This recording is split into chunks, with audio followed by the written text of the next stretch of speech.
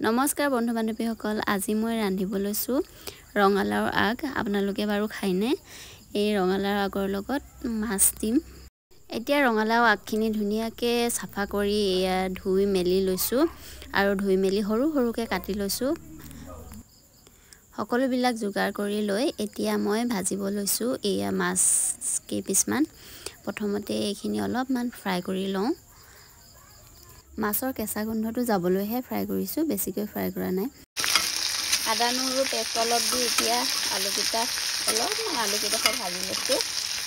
তাৰপিছত এতিয়া দি দিম এইখিনি সৰু সৰুকৈ কাটি ল'লোঁ ৰঙালাওৰ আগ।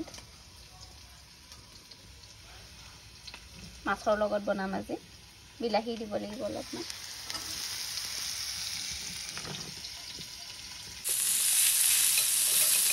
বিলাহী এটা কাটি লৈছোঁ, ইয়াত দি দিওঁ। এইখিনি অকণমান ভাজি লৈছোঁ। তাৰপিছত এইখিনি পানী উতলাই লৈছোঁ, ইয়াত ঢালি দিম আৰু এনেকৈ ভাজি হোৱাৰ পিছত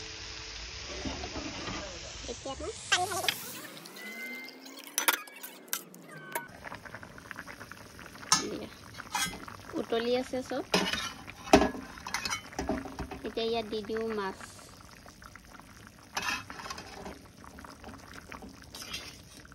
এতিয়া মাছৰ সোৱাদ অহালৈকে অলপ সময় উতলি থাকিব দিম আৰু ৰেডি হৈ যাব আজি মোৰ খানা।